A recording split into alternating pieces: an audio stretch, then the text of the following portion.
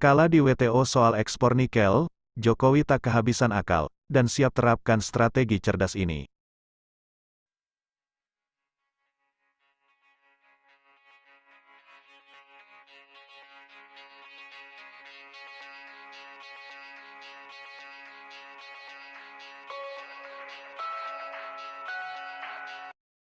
Presiden RI Joko Widodo menyatakan bakal banding ke Badan Penyelesaian Sengketa Organisasi Perdagangan Dunia setelah Indonesia dinyatakan kalah dari Uni Eropa.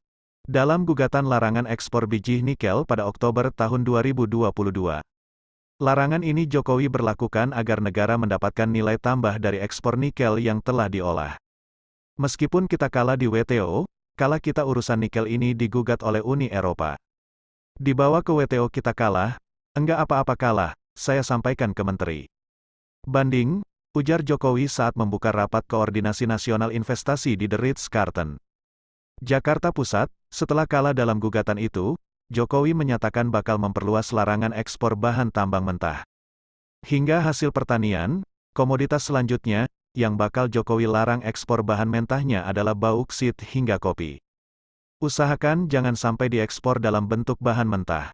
Raw material, sudah beratus-ratus tahun kita mengekspor itu. Stop, cari investor, investasi agar masuk ke sana sehingga nilai tambahnya ada, kata Jokowi.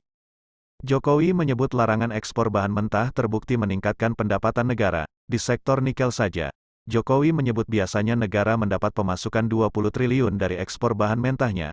Tetapi ketika sudah diolah nilai pemasukan melejit hingga menjadi 300 triliun. Dengan cara ini, Jokowi menyebut neraca perdagangan surplus selama 29 bulan. Padahal, Jokowi mengklaim sebelumnya neraca perdagangan selalu negatif. Kalau ada negara lain yang menggugat, ya itu haknya negara lain yang menggugat. Karena ya memang mereka terganggu, kata Jokowi. Kalau kita digugat saja kita takut, mundur, nggak jadi, ya nggak akan kita menjadi negara maju. Dalam hal nikel, Uni Eropa merasa tidak nyaman dengan larangan ekspor mineral logam itu. Karena dapat mengganggu pertumbuhan industri baja anti karat. Stainless steel, di negara-negara anggota blok tersebut. Nikel kerap disebut sebagai the mother of industry. Karena pengolahan jenis logam ini menghasilkan produk turunan ke banyak sektor yang dibutuhkan manusia seperti sendok, baterai, telepon genggam, hingga kendaraan. Nikel juga diprediksi akan menjadi primadona seiring dengan meningkatnya kebutuhan bahan baku mineral logam itu, untuk produksi baterai dan kendaraan listrik yang digadang-gadang sebagai salah satu industri masa depan. Indonesia menguasai lebih dari 20% total ekspor nikel dunia.